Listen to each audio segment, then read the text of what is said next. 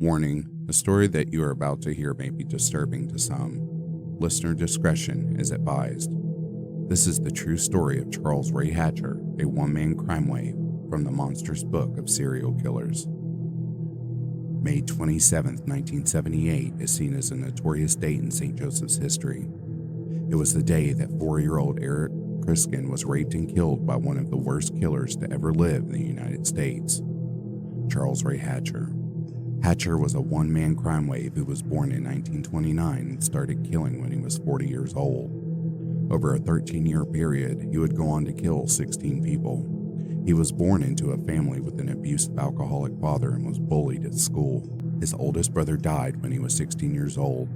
After that moment, his parents split and his father left the family home. When Hatcher was 26 years old, he moved to St. Joseph, Missouri, with his mother and her third husband.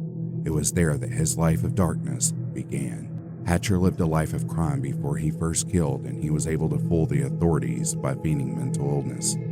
He is one of the world's worst criminals, and his murders of many children were seen as some of the most horrific of all time. When Hatcher was 6 years old, he witnessed an incident that some psychologists say would have affected him more deeply than people knew at the time. In 1935, he was flying copper wire kites with his older brothers.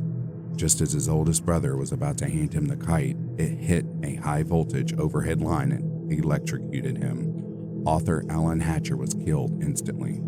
Their father, Jesse, never got over the pain of losing his eldest son and turned to drink for solace. This downward spiral of grief and anguish finally led to his father leaving home and divorcing his mother. Hatcher's father was an ex-convict who had a violent streak within him. Whenever he drank, he became abusive toward his wife and children. Hatcher became a prolific petty criminal after leaving school and was twice sent to the infamous The Walls prison in Missouri. After 6 convictions and served sentences, he was finally released back into the world March 18, 1959. Only a few months after being out of jail, Hatcher turned from a life of petty crime to those of a more serious nature. For most criminals, an escalation in what they do or perceive to love can sometimes be inevitable. The same can be said for most serial killers.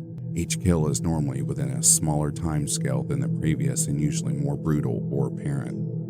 In the summer of 1959, again only a few months after being released, he attempted to abduct a 16-year-old newsboy, Stephen Pelham. He tried to abduct him whilst waving a butcher's knife menacingly. It was unclear how Pelham managed to get away, but he called the police, and Hatcher was subsequently arrested yet again after being caught in a stolen vehicle. Hatcher was sentenced to 5 years for the attempted abduction, along with the car theft. He was moved to maximum security after having spent most of his life behind bars. For the next 2 years, he would thrive on his criminal status within the prison until his release. 1 month after mankind landed on the moon, hailing in a new era of technological and human marvels, Charles Ray Hatcher was strangled, a young boy, to death in a creek. On August 27, 1969, he asked a 12-year-old boy to take a ride with him in his car. He drove to a local creek and strangled him until he died. He would later confess this at his trial. Only 2 days had passed when a 6-year-old boy was reported missing. Hatcher had offered the little boy an ice cream to lure him away from his friends, who later spoke of the incident. A passerby walking his dog came across the horrific scene. Hatcher was caught red-handed sexually abusing and violently beating the young boy. He was arrested within a few minutes, and fortunately, the boy survived the attack. It marked the beginning of Hatcher's game of multiple identities that he had most likely planned for a long time. He seemed to know, having spent most of his time in jail, how to game the system and the authorities. He refused to answer any questions and gave multiple names when asked who he was. Before a judge in a California court, he would give the name of Albert Ralph Price.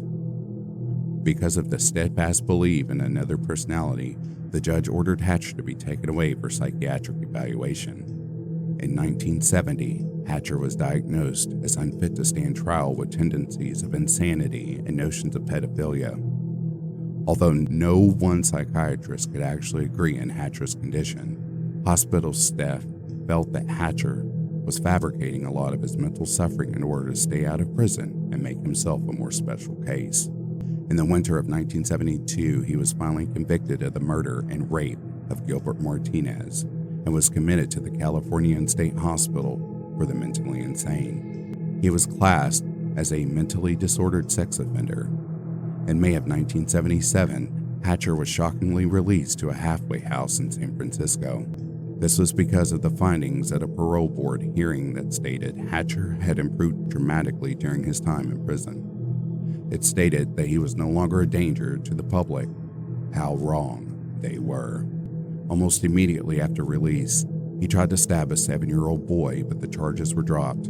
His record of arrests, evaluations, and sentences read like a horror book that surpassed even the worst criminals at the time. Hatcher was then considered a parolee at large and was not seen for an entire year until he returned to St. Joseph, Missouri. On May 27, 1978, 4-year-old Eric Criskin was raped and killed by Hatcher. A search party found Eric's body in an area of weeds and marsh on the banks of the Missouri River. He had been molested and smothered to death. Eric's funeral was the largest ever held in the city, and the public wanted an arrest. The police were all too happy to oblige, and only one suspect came to the forefront of their investigations. It was not Charles Ray Hatcher, but a man named Melvin Lee Reynolds, who was subsequently charged with the boy's murder. The police had forced the arrest of Reynolds, and he was sentenced to life in prison after 9 months of intense interrogation where he signed a false confession. It was going to be another 4 years until the truth would come out. In September of 1978, Hatcher was arrested for sexually attacking another 16-year-old boy. Hatcher was placed in the Douglas County Mental Institution in Omaha, Nebraska, but again was released only a few months later. Bizarrely, due to the police procedures at the time, no one actually knew it was Hatcher. He had given a false name to the arresting officers. Hatcher was subsequently released to continue his pattern of sexually abusing and killing young boys. On June 20th, 1981, James Churchill was stabbed to death on the banks of the Missouri River in Illinois. Hatcher would later confess to the murder, stating that his desire to kill had gotten ahead of him. He said that he and Churchill had been drinking together, and he stabbed him 10 times. He had left the knife sticking out of his chest near the heart. On July 29, 1982, when Hatcher was 51 years old, he killed an 11-year-old girl. Michelle Steele disappeared after a dentist appointment.